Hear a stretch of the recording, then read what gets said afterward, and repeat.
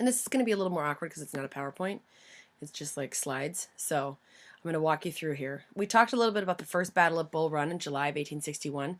McDowell and Jackson were the commanders that were there. McDowell was the northern commander, and then Stonewall Jackson, crazy hypochondriac, was the general for the South.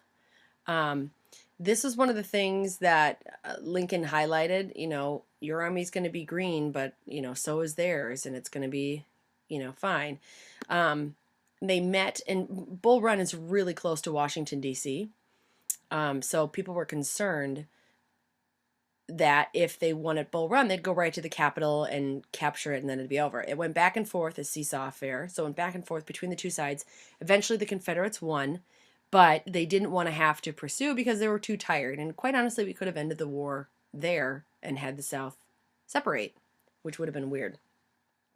Armies in the West, Lincoln called for volunteers and then had a number of people sign up who were interested. And then he said, whoa, we're going to need more. And this is when he has McClellan in charge of the Army of the Potomac. And fascinating fact for your next party, Minnesota was the first state to commit troops to Abraham Lincoln. How is that possible? Well, ladies and gentlemen, because our governor, Alexander Ramsey, was in Washington, D.C. at the time. So he walked over to the White House and said, President Lincoln, the great state of Minnesota would like to commit troops. Okay, so McClellan, he's the one that didn't do much with the army because he got nervous and didn't actually like to fight. But he's the one that didn't really use the army. And Ulysses S. Grant was going to be the one that was going to execute the Mississippi Plan, or the Mississippi piece of the Anaconda Plan. So he was moving through Tennessee, through Fort Henry and Fort Donelson, and had very strategic victories. And some argue that the U and the S stand for unconditional surrender. There's a lot of stories about where the U and the S in his name came. I mean, Ulysses S. Grant, but he started being called unconditional surrender. Grant was moving through to Tennessee, kind of the Midwest over to the Mississippi, and in Shiloh, he had troops there kind of relaxing and just like chilling out, and they were surrounded by Confederate troops that surprised the Union, so it was a huge win for the Confederate side. And Grant was like, holy crap, I can't believe that just happened. We're going to regroup. And then they attacked the next morning. And they ended up, gaining, the loss back. So it was kind of, the Confederates won the first day and Grant won the second day. But lots of things came out of it. First of all, know who's in your area. So send out scouts to see where there's other troops. Dig trenches. They were just like on the roads. So they were not protected from anything.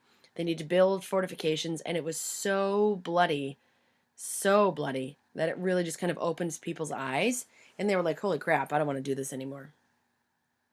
The Anaconda in action, Admiral David Farragut had 40 ships in New Orleans, and he won and captured New Orleans. So David Farragut's moving his way up the Mississippi. Grant is coming from the west over that direction. Woohoo! The Anaconda's working. Okay. McClellan, again, didn't want to use his men until he had 270,000. Lincoln, may I borrow your army if you yourself are not going to use it? And a lot of people were nervous about Lincoln being the commander-in-chief because he had no military experience. But he still is the commander-in-chief, and they need to pay attention to what he asks. In the spring of 1862, we had the 7 Days Battle. McClellan encountered Robert E. Lee. Didn't go so well, as you can imagine. And McClellan lost. Now, Robert E. Lee, in terms of himself as a person, one of the reasons he was successful, well, I'm getting to that here, I guess. Anyway, Robert E. Lee opposed secession. He had slaves but freed them, but he was loyal to the state of Virginia. And remind me to tell you a story of the gift shop when I come back, and Robert E. Lee. So, at this particular battle, the Confederates had fewer soldiers and suffered higher casualties, but Robert E. Lee and McClellan both trained at military academies. Robert E. Lee, they all had kind of a playbook that they were given. Like imagine like a football playbook, and everybody knew everybody else's play. Like if you move this way, you're going to do, play 9. And if you do this way, you're going to do play 12. So Lee was like, screw it. I'm throwing out the playbook and we're just going to do what we need to do to get done. So, McClellan kind of retreated away and didn't actually find success there because Crazy Lee was there. Antietam, it's the single bloodiest day in war in the history of our country. There were 26,000 deaths that day. Lee is moving towards Washington, D.C. We meet at Bull Run again, which again is 25 miles out of D.C. Confederate troops are tired. In a weird stroke of luck, McClellan followed Lee, okay, had this huge battle, and then once it was done, he could have pursued him, but McClellan did nothing. It was bad. Really bad. So then Lincoln fired McClellan. Okay, here's our friend Ambrose E. Burnside, sideburns, against Robert E. Lee. They were putting up bridges that were trying to cross rivers, and they were poorly constructed. There was huge amounts of miscommunication. According to Burnside, we may as well have tried to take hell. So Lincoln fires Burnside. Then we have the Emancipation Proclamation on January 1st. He frees all slaves held in territories by the Confederates, but we talked about this a little bit. It really didn't mean anything to people in the South because they didn't think of Lincoln as their president. Okay? Then we draft people. And again, this is where the ages switch. The Union sticks pretty much to 20 to 45. The Confederates have to go and extend it because they were running out of people. The wealthy people could pay $300 and have someone hired as their sub.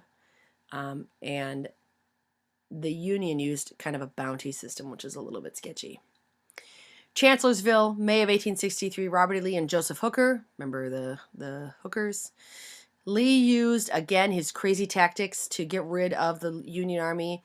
And this is where Stonewall Jackson is wounded, and he dies. Again, you can see the tombstone for his hand, but don't go there unless they know you're coming because it's private property.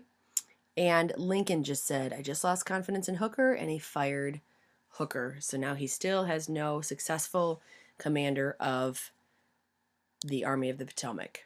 So that is up through May of 1863. When I return, we'll do a little Gettysburg, even though I already have you doing the legacy of the war, but whatever. This is kind of the first part of it. Okay.